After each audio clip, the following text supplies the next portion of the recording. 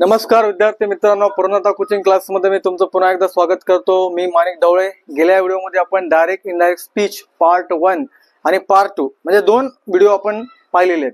त्याच्यामध्ये तुम्हाला काही रूल्स मी चार्टच्या फॉर्म मध्ये दिलेले आहेत। तर आपण काय करणार आहोत, आज जे आहे पार्ट 3 त्याच्यामध्ये आपण जे पण आपण पाहिलेले चार्ट त्याच्यावर आधारित हे वाक्य आणि आपल्याला एक जसं चार्ट आहे असर्टिव्ह सेंटेन्स आणि इंट्रोगेटिव्ह आहे त्यावर आधारित आपण वाक्य पाहणार आहोत। तर काही नियम्स आहेत आज बोर्डवर तुम्ही पाहू शकता। डायरेक्ट स्पीच आणि इनडायरेक्ट स्पीच रूल्स, प्रत्यक्ष कथनाचे अप्रत्यक्ष कथनात रूपांतर करण्याचे नियम, हर एका गोष्टीचे नियम असतात। तर ते चार्ट मध्ये नियमच होते, ठीक आहे, बेसिक चार्ट ते तुम्ही वाचा, लर्न करा, त्यावर आधारित तुम्हाला या गोष्टी कळतील। तर पहिला रूल काय आहे याच्यामध्ये, रिपोर्टिंग वर्ब जर वर्तमान काळात किंवा भविष्य काळात असेल तर काळ बदलत नाही। आता रिपोर्टिंग वर्ब काय असतो ते पहा। पहिला रिपोर्टिंग वर्ब म्हणजे काय, हे आहे शी काय आहे, सब्जेक्ट आहे, ती रिपोर्ट काय करायली है ना। आता रिपोर्ट काय करायली, हे वाक्य जे आहे हे तर रिपोर्टेड स्पीच आहे, बरोबर आहे। आणि रिपोर्टिंग वर्ब काय आहे, says. She says I cook delicious food, ती म्हणते की मी खूप स्वादिष्ट अन्न शिजवते, राईट। ती म्हणते, ती डायरेक्ट म्हणाली ना, तिचं कोणाला तरी म्हणत असेल, बरोबर आहे, ती डायरेक्ट म्हणते, हे झालं डायरेक्ट स्पीच, त्याला म्हणतात प्रत्यक्ष कथन। आणि याचं अप्रत्यक्ष कथन आपण करणार आहोत। आणि हे आपल्याला मी अर्थ सांगण्याचा उद्देश काय, आपल्याला इंग्लिश स्पोकन मध्ये पण आणि रायटिंग स्किल मध्ये याचा यूज करता येते। तर पहा मी कसं करतो। आता नियम काय म्हणते, जेव्हा हे प्रेझेंट असते, आता बघा सिंपल प्रेझेंट टेन्स आहे, बरोबर आहे, इथे दिलं ना वर्तमान काळात, आणि भविष्य काळात कोणतं आहे हे वाक्य बघा, शी विल से है ना। शी तर आहे सब्जेक्ट माहिती आहे, विल काय आहे, फ्युचर आहे, आणि हे V1 आहे। म्हणजे रिपोर्टिंग वर्ब जेव्हा फ्युचर मध्ये असेल किंवा प्रेझेंट मध्ये असेल त्यावेळेस या समोरच्या स्टेटमेंट मध्ये त्या काळामध्ये आपल्याला बदल करायचा नाही। सर्वांनी इकडे लक्ष द्या, ठीक आहे। तर मी आन्सर काढतो याचं, शीला शी ऍज इट इज ठेवायचं आपल्याला, शी सेजला सेज, काही रूपांतर करायचं नाही। हा, आता कॉमा इनेटेड कॉमा आणि हे जे सेंटेन्स स्टेटमेंट आहे, फर्स्ट चार्ट तुम्हाला जे दिलेला होता मी त्याच्यामध्ये बघा टाइप ऑफ सेंटेन्सेस आहेत, बरोबर आहे। हे वाक्य कोणतं आहे, हे वाक्य कोणतं आहे सांगा बरं, असर्टिव्ह सेंटेन्स। कोणता, असर्टिव्ह, का त्याच्या शेवटी फुल स्टॉप असतो वाक्यामध्ये, बरोबर आहे। तर असर्टिव्ह सेंटेन्स मध्ये आपण कंजंक्शन कोणतं वापरतो, इथं कॉमा इन्व्हर्टेड कॉमाच्या ठिकाणी दॅट वापरतो। शी सेज दॅट, आता आय आहे, आयला आय येईल का, येणार नाही, ठीक आहे। आयच्या ठिकाणी काय येणार आहे, आता आय जे आहे तर कोण आहे, लेडीज आहे ना, शी सेज आय, ती सांगायली तिच्याबद्दलच सांगायली की मी अन्न शिजवते, म्हणजे स्वयंपाक बनवते जे बी। तर आयला आपण काय वापरायचं, तिथं शी वापरायचं, ठीक आहे, आयला आय घ्यायचं नाही। सांगतो तुम्हाला हे का वापरलं, शी सेज दॅट शी, कुकला कुकच ठेवायचं। आता कुकला कुक येणार नाही, कुक्स येणार आहे, का शी जे आहे, ठीक आहे, सिंपल प्रेझेंट टेन्सचा नियम तुम्हाला माहित आहे, शी आहे त्याला काय येणार आहे, कुक्स, ठीक आहे, यस लागते फक्त, शी कुक्स डेलिशियस फूड।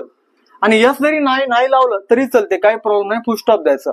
तर काय झालं, मी काय केलं, दॅट लावलं आणि समोरचा काळाचा ट्रेंड चेंज केला नाही, ओके। त्याचा अर्थ काय होणार आहे, ती म्हणते की ती शी कुक डिलिशियस, ती स्वादिष्ट जेवण बनवते। आता हे कोण वाक्य म्हणणार आहे, कोणता तरी थर्ड पर्सन आहे, तिसरा व्यक्ती, समजा मी आहे, मी काय म्हणतो, एक मुलगी आहे समजा, ती म्हणते है ना, ती म्हणते नेहमी काय म्हणते की ती चांगलं अन्न शिजवते। हे कोण म्हणायला, ती म्हणणार गेली, मी म्हणालो तिच्या बाऱ्यामध्ये। जेव्हा एक थर्ड पर्सन बोलतो त्यावेळेस त्याला काय म्हणायचं, इनडायरेक्ट स्पीचचं वाक्य।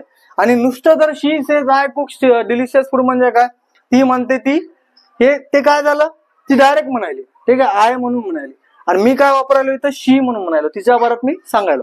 त्या पद्धतीने she will say I will visit the red fort, ती म्हणाली है ना की मी रेड फोर्टला जाईल, म्हणजे लाल किल्ल्यावर जाईल, ती म्हणाली, हे वाक्य काय, तिचं वाक्य आहे, डायरेक्ट वाक्य आहे।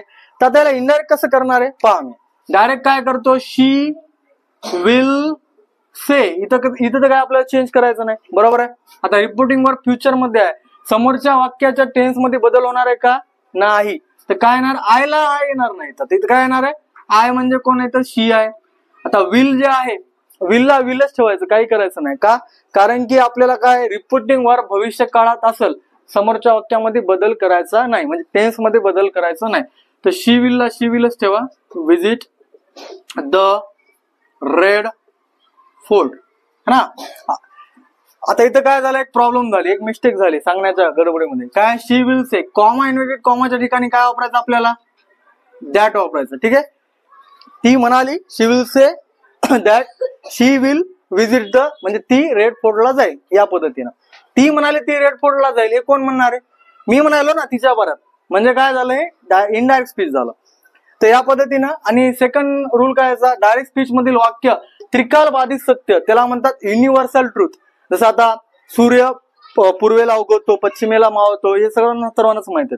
म्हणजे या गोष्टी कधी बदलणार नाहीत. जे सत्य आहे, शाश्वत सत्य आहे, ते त्रिकाल बाधित सत्य, त्याला युनिव्हर्सल ट्रूथ आपण असं म्हणतो. आणि एखादी म्हण असू शकते, proverbs, action speaks louder than words, उक्तीपेक्षा कृती श्रेष्ठ, या ज्या म्हणी असतात प्रोवर्ब, त्या सुद्धा जेव्हा येतात त्या स्टेटमेंटच्या ठिकाणी, तेव्हा आपल्याला काळामध्ये बदल करायचा नाही.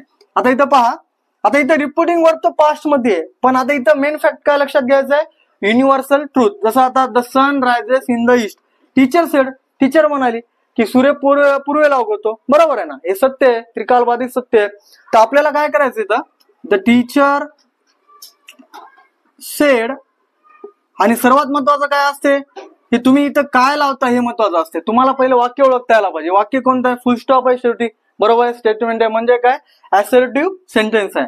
तर मग आपल्याला कॉमा इन्व्हर्टेड कॉमाच्या ठिकाणी काय वापरायचं, दॅट वापरायचं. मग बाकी भाग जशाला तसं येणार आहे, the sun rises in the east, याला काही चेंज करायचं नाही, ऍज इट इज वाक्य लिहायचं. ठीक आहे.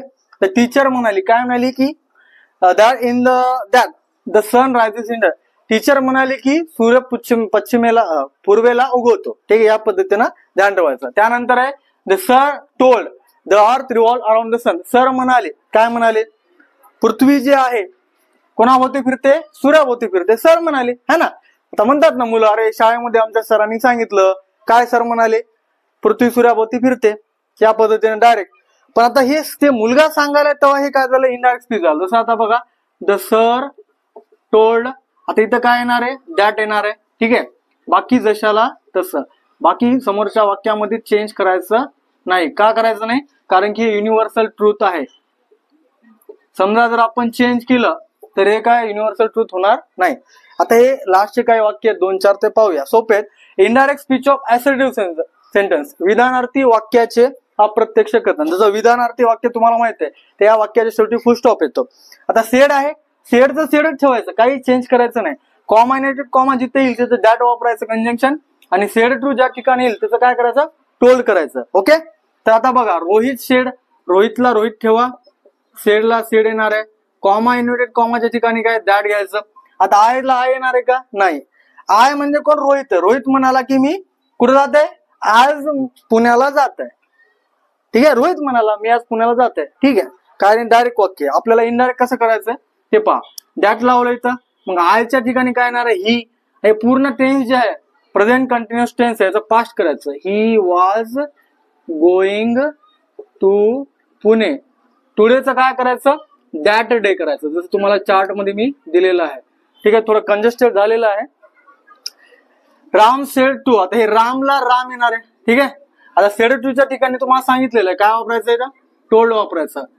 लखनला लखन, आता इथं कॉमा इन्व्हर्टेड कॉमाच्या ठिकाणी काय येणार आहे, दॅट. आणि चार्ट नुसार तुम्हाला दिलेलं ऑलरेडी, वीचं काय येणार आहे, दे येणार आहे, विलचं काय येणार आहे, वुड येणार आहे, किलला किलच येणार आहे, आणि रावणाला रावणा येणार आहे. याचा अर्थ सांगतो तुम्हाला, लक्ष द्या.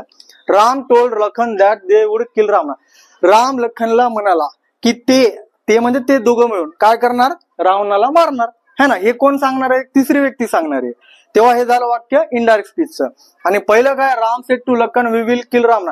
राम लखनला म्हणाला आपण दोघं रावणाला मारूया, हे झालं डायरेक्ट. आणि इनडायरेक्ट समजलं तुम्हाला, या पद्धतीने अर्थ समजून घ्यायचा. आता लास्ट हे काय आहे, इंट्रोगेटिव्ह सेंटेन्स. प्रश्नार्थी वाक्य दोन प्रकारचे असतात, येस नो टाईप क्वेश्चन आणि WH वर्ड. तर पहिलं वाक्य आहे yes no type, Vijay said to. आता बा इथं आजकडं असेल तर आजकडंच घ्यायचं, सेड असेल सेड टू असेल तरी सुद्धा आजकडे घ्यायचं. आणि इफ वेदर आणि WH वडे काय झाले, कंजंक्शन झाले. तर आता मी कसं करतो, विजय सेड जे आहे त्याचं काय करायचं, आजकडे करायचं. ठीक आहे, आणि अजयला अजय ठेवायचं. कॉमा इन्व्हर्टेड कॉमाच्या ठिकाणी इफ वापरायचं. ठीक आहे, येस नो टाईप क्वेश्चन मध्ये इफ किंवा वेदर वापरायचं असते. यूचं काय करायचं, इथं यू कोणासाठी आहे, अजय साडी, बरोबर आहे. अजय काय मुलगाच आहे म्हणून ही. आरचं काय येणार आहे, वर येते पण आपल्याला काय लिहायचं, वाज, कारण की ही एकच आहे, एक वचनी म्हणून वाज लावायचं. ला ऍन, ऍक्टरला ऍक्टर. ठीक आहे. Vijay asked Ajay if he was an actor, या पद्धतीनं होतो. त्यानंतर आता हे लास्ट वाक्य आहे त्याचं पहा. आता हे वाक्य उलट दिलेलं आहे. काय दिलंय, where have you kept my notebook, Raju asked Ravi. Raju रवीला म्हणाला तू माझी नोटबुक कुठे ठेवलेली आहेस, बरोबर आहे. तर आता उलट करायचं नाही, सरळ करायचं. पहिलं काय करायचं, राजू आस्क्ड रवी, आस्कडला आस्कड ठेवायचं. का, इंटरोगेटिव्ह मध्ये कधी आस्कडच असते. ठीक आहे, त्याला चेंज करायची गरज नाही. जसं तुम्हाला ऑर्डर दिला, आस्क असलं तर आस्कड यायचं. ठीक आहे, आस्कड असलं तर आस्कड, शेड, शेड टू चा आस्कड, इफ वेदर आपण वापरलेलं आहे. आता हे WH आहे, काय WH वर्ड आलेला आहे म्हणून याला तेच लावायचं. आता काय येणार आहे, राजू आस्क्ड रवी. आता इथं कनेक्टेड काय, कनेक्टेड WH वर्डच करायचं. वेअर, आता ही यू जे आहे, यू म्हणजे काय, आता रवीला म्हणलं आहे ना, रवी काय आहे, हीच येणार आहे. ही, हॅवचं काय येणार आहे, हॅड. नंतर आहे केप्ट, समोरचा भाग आहे. मायला काय येते, हीच येणार है ना, माझं त्याच येणार आहे. आणि नोटबुकला नोटबुक, हे त्याला फुल स्टॉप द्यायचं. या पद्धतीने हे वाक्य झाले. तर लक्षात आले वाक्य, या पद्धतीने करा. व्हिडिओ कसा वाटला, व्हिडिओ आवडला असेल तर व्हिडिओला नक्कीच लाईक करा. कॉमेंट मध्ये अजून काही तुम्हाला डाऊट असेल तर विचारू शकता. हे जे आमचं चॅनल आहे पूर्णतः कोचिंग क्लासेस, या चॅनलच्या युट्यूब चॅनलला सर्वांसोबत शेअर करा, सर्वांसोबत जेवढे तुमचे फ्रेंड्स रिलेटिव्ह असतील. आणि पूर्ण कोचिंग क्लासेस या आमच्या युट्यूब चॅनलला अवश्य सबस्क्राईब करा. धन्यवाद.